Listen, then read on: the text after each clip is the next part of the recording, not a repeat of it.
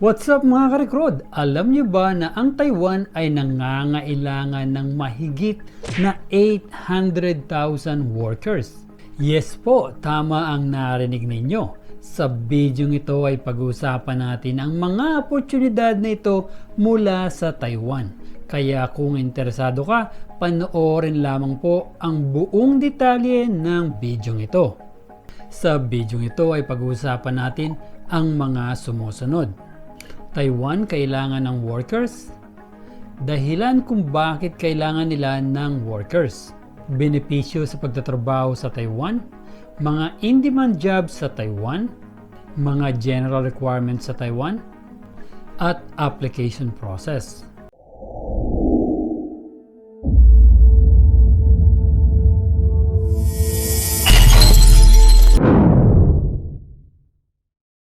Taiwan kailangan ng workers.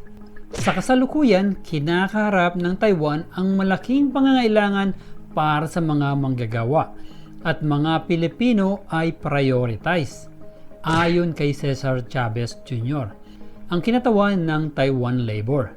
Layunin ng bansa na makapag-employ ng mas maraming manggagawang Pilipino, lalo na sa sektor ng service at hospitality, na may mga plano para sa pagpapalawak sa mga sumusunod na buwan.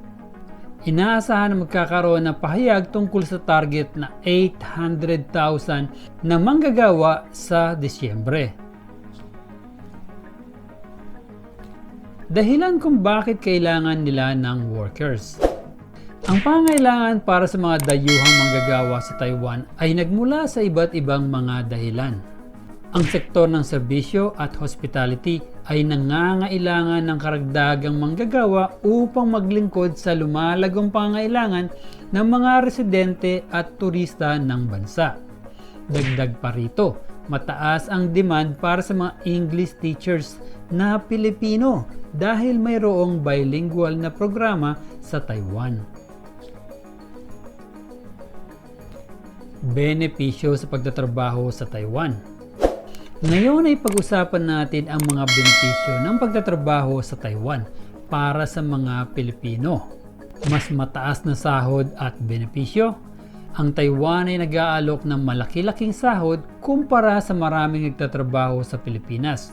Sa average, kumikita ang isang entry-level na empleyado sa Taiwan ng $1,400 kada buwan. Nakatumbas na halos 79,772 pesos. Ito ay mas malaki kumpara sa average na kita ng mga manggagawang mababa ang sahod sa Pilipinas, na umaabot lamang sa $500 na katumbas na halos 28,392 pesos. Ligtas at secure environment. Ang Taiwan ay may mababang rate ng kriminalidad, kaya't ito ay isang ligtas at mapanatag na lugar para magtrabaho at magpalaki ng pamilya. Ito ay mahalaga para sa maraming Pilipino na naghahanap ng isang maayos at ligtas na environment. Good health system. Mayroong universal healthcare system sa Taiwan na nagbibigay ng kalidad na serbisyong pangkalusugan sa lahat ng mga residente, kasama na ang mga dayuhang manggagawa. Ito ay malaking ginhawa para sa mga Pilipino na sanay sa mataas na gastusin sa hospital sa Pilipinas. Friendly environment. Kilala ang mga Taiwanese sa pagiging friendly at accepting sa mga dayuhan. Ito ay makakatulong sa iyo na masanay sa buhay sa Taiwan. Mga in-demand jobs sa Taiwan. Ngayon ay ating alamin ang ilan sa mga trabahong kakailanganin sa Taiwan. Service and hospitality sector. Ang sektor na ito ay kinabibilangan ng mga trabaho sa mga hotel, restaurant, at mga industriya kaugnay ng turismo. Ang mga Pilipino ay binibigyan ng prioridad para sa mga posisyon sa sektor na ito dahil sa kanilang dedikasyon at sipag. English teachers. Mataas ang demand sa Taiwan para sa mga guro ng Ingles na Pilipino, lalo na't mayroong bilingual na programa ang bansa. Ang mga lisensyadong guro ay maaring kumita ng 130,000 pesos kada buwan. Habang ang mga hindi lisensyado naman ay maaaring kumita ng 70,000 pesos. Ang sektor ng pagmamanufaktura sa Taiwan ang may pinakamaraming mga overseas Filipino workers, OFWs, at marami sa kanila ay nagtatrabaho bilang mga factory workers. Maaaring mag-iba ang listahan na ito dahil sa December pa nila i-release ang buong detalye ng Taiwan.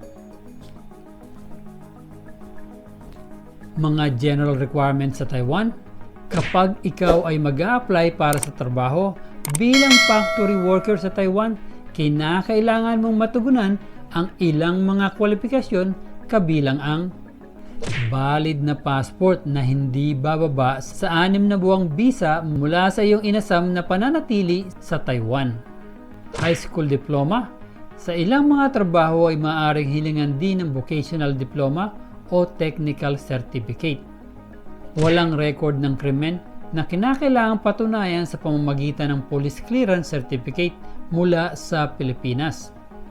Maayos na kalusugan na dapat patunayan sa pamamagitan ng isang medical na pagsusuri. Kakayahang magsalita ng basic na wika ng Chinese. Hindi palaging kinakailangan pero makakatulong. Maaring magkaroon ng karagdagang mga kwalifikasyon na kinakailangan depende sa partikular na trabaho. Halimbawa, ang mga experience sa pagtatrabaho sa mga makina kung ikaw ay mag-a-apply sa industriya ng electronics. Application process. Maghanap ng trabaho. Maghanap ng mga oportunidad sa trabaho sa Taiwan sa pamamagitan ng online job boards, recruitment agencies, o pamamagitan ng pagkakaroon ng koneksyon sa mga taong may experience sa pagtatrabaho sa Taiwan. Kumuha ng work permit.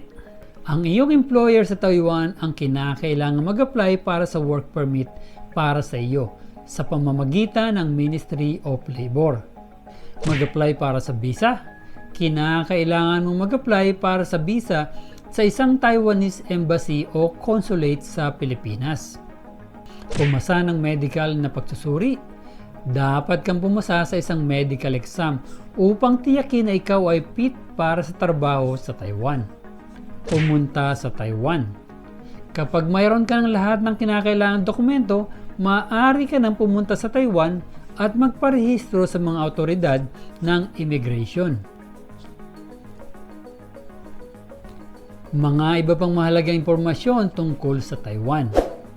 Magtrabaho kasama ang isang licensed na agency. Isalaysay ang pagtutulungan sa isang licensed na ahensya upang mapadali ang proseso ng aplikasyon at mapanatili ang iyong mga interes. Placement fee. Dapat kang handa na magbayad ng placement fee. Nakaraniwan nasa halos 10,000 Taiwanese new dollar. Depende rin kung ang employer ang magko-cover ng expense ng iyong placement fees o ang agency na pinasukan mo. Mag-research. Bago mag-apply sa trabaho, maglaan ng oras upang mag-research tungkol sa kumpanya at sa posisyon upang magkaroon ng effective decision kung ito ay angkop sa iyo. Tandaan na maaari mag-iba ang mga requirements of application process sa mga darating na panahon. Maaari mag-release sila ng full information sa darating na buwan ng December para sa buong detalye. Talaga naman isa itong magandang oportunidad na maaari niyong takin para makapagtrabaho abroad. Sa bidyong ito ay napag-usapan natin ang mga sumusunod. Taiwan kailangan ng workers. Dahilan kung bakit kailangan nila ng workers. Benepisyo sa pagtatrabaho sa Taiwan. Mga in-demand jobs sa Taiwan, mga general requirements sa Taiwan, at application process. Para sa kalaman ng lahat na ang Recruit PH ay may live stream every month na kung saan ay mag-i-enjoy na kayo at magkakaroon pa kayo ng chance na manalo ng 10,000 pesos. Meron itong early birds raffle, isang tanong isang sagot, raffle, at bingo na kung saan ay may jackpot prize na 10,000 pesos. At para sa aming masugid na followers at subscribers, ay meron ding Top Fan of the Month bilang YouTube Commentor, FB Reactor, at FB Commentor.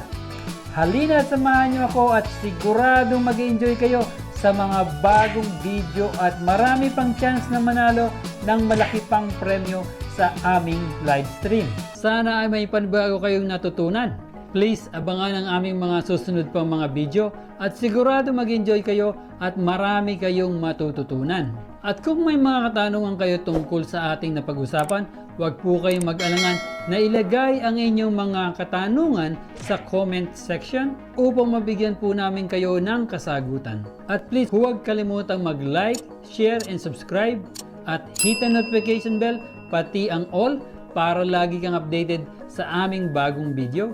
Muli, palagi niyong tatandaan na dito sa Rick Road, prioridad namin ang inyong kaalaman tungo sa inyong kaunlaran. Salamat sa panonood at kung nagustuhan ninyo ang bidyong ito ay maaari nyo ring panoorin ang iba pang magagandang video na siguradong magugustuhan ninyo.